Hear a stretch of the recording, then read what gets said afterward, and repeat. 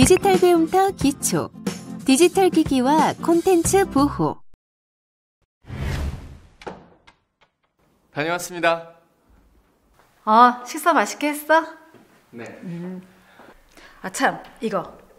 이루리군 휴대폰. 누가 지하철에서 주웠다고 가져왔어. 지하철에 놓고 내렸구나. 전 집에 두고 온 줄 알았어요. 근데 내가 여기서 일하는 거 어떻게 알았지? 어떻게 알긴. 마지막 통화자가 나여서 나한테 전화를 했더라고. 아가 아니라 이루리군은 휴대폰에 잠금장치 안 해놨어? 네. 매번 사용할 때마다 비번 누르는 것도 불편하고 저는 뭐 중요한 기록은 그때그때 삭제해서 문제될 것도 없어요. 무슨 소리야. 일단 루리군 휴대폰을 주웠던 사람은 일면식도 없으면서 나랑 루리군이 친한 사이라는 걸 알게 됐잖아. 그리고 휴대폰은 정보를 삭제했다고 해서 다 없어지는 게 아니야. 그게 무슨 얘기예요? 휴대폰을 초기화하면 모든 정보가 삭제됐다고 생각하는데 그게 아니야. 정보가 삭제된 자리에 다른 정보가 입력되지 않으면 원래 정보를 복구하는 건 아주 쉽다니까? 그래서 휴대폰을 초기화했다고 해서 안심할 수 없다는 얘기지. 그렇다면 스마트폰도 그 안에 콘텐츠도 보호망을 만들어줘야겠네요. 그게 오늘 핵심이지. 스마트폰의 잠금 화면 설정 및 변경. 이루리군, 스마트폰 좀 보여줘 봐봐. 내 스마트폰엔 이렇게 자물쇠 표시가 보이는데 루리군 건 왜 아무것도 없어? 저는 잠금 장치를 안 해서. 잠금 화면을 설정한 내 스마트폰은 나밖에 쓸 수가 없어. 근데 이루리군 건 어때? 사실 저는 비밀번호를 입력하는 게 번거롭더라고요. 잘 들어봐. 루리군 스마트폰은 암호가 없으니까 아무나 쓸 수 있어. 전화 거는 정도야 그럴 수 있다고 해도 지인들 전화번호도 공개되지, 은행 거래 내역도 공개되지, 카드 사용 내역도 공개되지. 이런 정보들은 얼마든지 악용될 수 있어. 루리군은 자기 정보가 악용될 빌미를 제공하는 거라니까. 듣고 보니 그렇네요. 제가 빌미를 제공한 걸 수도 있겠네요.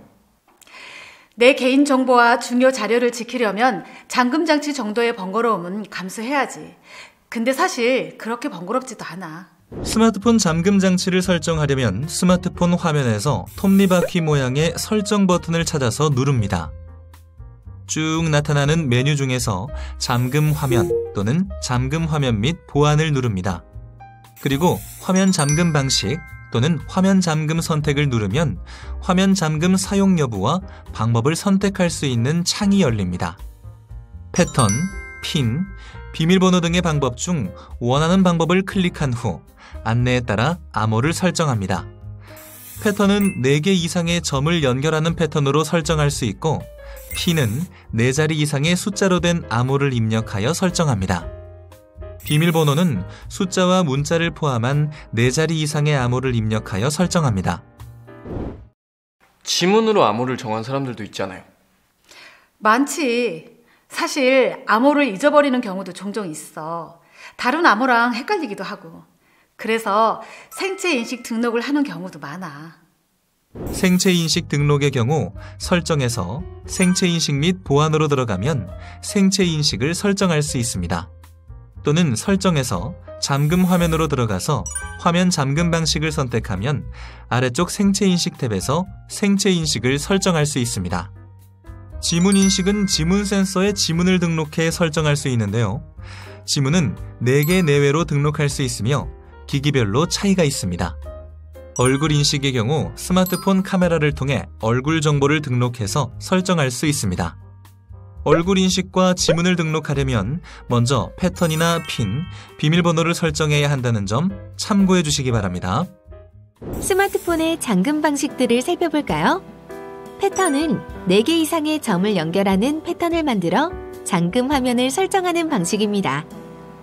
핀은 4자리 이상의 숫자 암호를, 비밀번호는 숫자와 문자를 포함한 4자리 이상의 암호를 설정하는 방식입니다.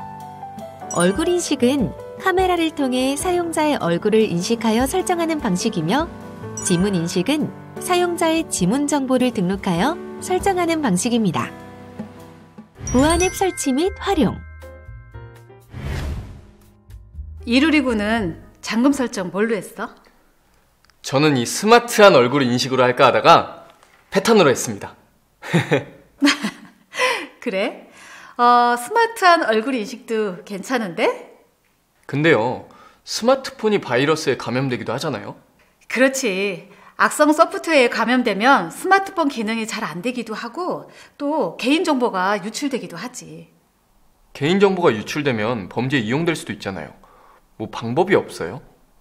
왜 없겠어. 스마트폰 보안 앱들이 있잖아. 바이러스 차단이나 치료, 개인정보 보호, 피싱을 방지하는 앱들 말이야. 역시 사부님과 디지털 배움터 카페엔 해결책이 다 있다니까요.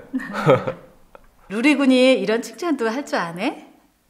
스마트폰 보안 앱을 설치하려면 어떻게 해야 할까? 그야 스마트폰의 모든 앱을 다운받을 수 있는 플레이스토어나 앱스토어에 가서 검색해야죠.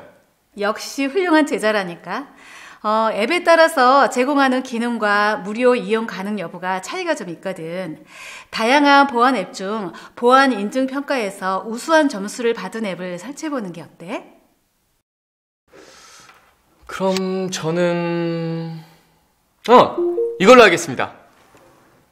스마트폰 보안 앱을 설치하려면 우선 플레이스토어나 앱스토어에서 스마트폰 보안, 스마트폰 백신 등으로 검색해서 설치합니다.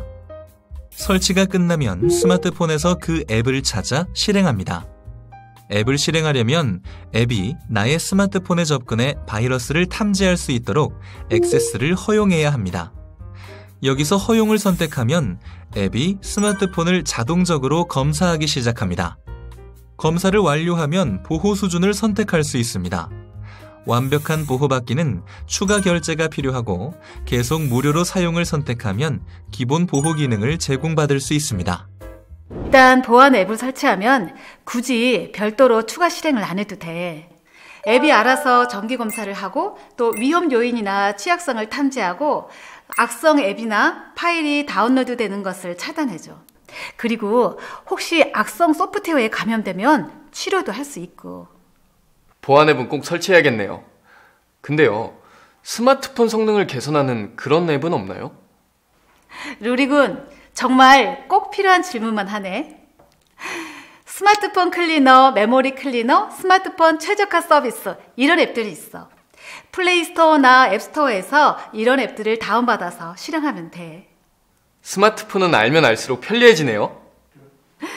그야말로 스마트해지지. 그런데 대부분의 보안 앱도 스마트폰 성능을 관리하고 개선할 수 있어. 아까 다운받았던 보안 앱으로 들어가 볼까? 앱 초기 화면에 검사하기 아래쪽에 보면 다양한 서비스가 나올 거야. 그 중에 몇 가지를 살펴보면 램 부스터는 시스템 메모리에 저장된 불필요한 데이터를 정리해서 스마트폰 속도를 개선해.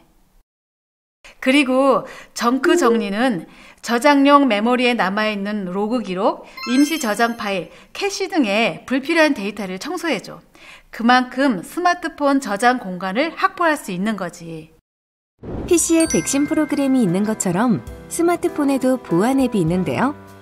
플레이스토어 또는 앱스토어에서 스마트폰 보안, 스마트폰 백신 등의 검색어로 검색하면 다양한 보안 앱을 확인하고 설치할 수 있습니다. 이러한 보안 앱을 활용하여 스마트폰의 정기 검사, 위협 요인 탐지 및 악성 앱을 차단할 수 있죠. 또한 시스템 메모리나 저장용 메모리의 불필요한 데이터 정리를 통해 스마트폰 성능을 개선할 수 있습니다. 안전한 개인정보 저장, 이동 및 폐기. 이루리군, SD카드 알지? Secure Digital Card. 그 SD카드요? 맞아. SD카드는 스마트폰의 부족한 저장 공간을 대신해서 다양한 정보를 저장하고 보관하는 이동식 저장소 같은 거야. 노트북으로 치자면 외장하드 같은 셈이네요. 그렇지. 외장하드처럼 SD카드에 저장된 데이터는 스마트폰에 남지 않아. 그러니까 SD카드를 이용하면 개인정보를 안전하게 저장하고 이동하고 폐기할 수 있는 거지. 그거 괜찮네요. SD카드는 어떻게 설치하는 건데요? 스마트폰에서 SD카드를 이용하려면 별도로 구매해야 합니다. SD카드를 삽입하려면 우선 스마트폰 전원부터 끕니다. 스마트폰 윗면이나 측면을 살펴보면 트레이 홈이라는 작은 구멍이 있습니다. 트레이 핀의 뾰족한 부분으로 트레이 홈을 누르면 메모리 카드 트레이가 빠져나옵니다. 메모리 카드 트레이를 꺼내서 보면 유심 카드 옆에 빈 공간이 있을 겁니다. 여기가 SD카드 자리입니다. 여기에 SD카드를 끼우면 되는데 SD카드 슬롯의 글자면이 위, 금속 단자 부분이 아래로 향하도록 합니다. 그리고 살짝 눌러서 끼워주면 됩니다. 유심카드와 SD카드를 삽입한 이 메모리카드 트레이를 원래의 위치에 다시 넣어주면 끝입니다. 그리고 스마트폰 전원을 켜면 SD카드가 삽입됐다는 메시지가 나타납니다. 그런데 스마트폰에 따라 카드 트레이에 SD카드를 삽입할 수 있는 공간이 없는 경우도 있어. 그럴 땐 스마트폰과 SD카드를 연결해주는 리더기를 사용하면 돼. 그럼 SD카드도 삽입했으니 사용 설명도 알려주세요. 노트북에서 외장 하드를 사용하는 방법과 비슷해. 자, SD카드를 장착했으니 SD카드를 활용하는 방법을 알아볼까요? 제일 먼저 설정 화면으로 들어가 디바이스 케어를 누릅니다. 그리고 저장 공간을 선택해서 SD카드가 표시되면 올바르게 삽입된 것입니다. 설정 화면에서 생체 인식 및 보안을 선택하고 아래쪽을 보면 SD카드 암호화, 암호화 해제 항목이 있는데요. 해당 항목을 선택하고 SD카드 암호화 버튼을 눌러 SD카드 암호화를 진행합니다. SD카드가 장착되었다면 사진이나 동영상 같이 용량이 크고 프라이버시와 관련된 정보를 담고 있는 콘텐츠의 저장 경로를 지정할 수 있습니다. 카메라 앱의 설정 화면에서 저장소 또는 저장 위치를 선택하여 SD카드를 누릅니다. 이제 사진을 찍으면 갤러리에 SD카드가 표시된 새로운 폴더가 생성돼 저장됩니다. 이번에는 내 파일 등 파일 관리자 앱을 찾아서 들어가면 내부 저장소에 저장된 파일의 목록과 용량이 나타납니다. 이동 또는 복사하고자 하는 파일이 있는 경로로 이동한 후 화면 상단의 점 3개 아이콘을 눌러 편집을 선택한 뒤 옮기고 싶은 파일을 선택합니다. 이동 또는 복사를 선택한 후 파일 경로를 SD카드 저장소로 옮겨간 다음 저장하고 싶은 폴더에서 여기에 복사 또는 여기에 이동을 선택해 파일 복사를 완료합니다. 만약 SD카드의 정보를 삭제하고 싶다면 설정 화면에서 디바이스 케어, 저장 공간으로 들어가 SD카드를 선택합니다. 그리고 포맷 버튼을 누르면 SD카드에 있는 모든 데이터가 삭제됩니다. 어때? 어렵지 않지?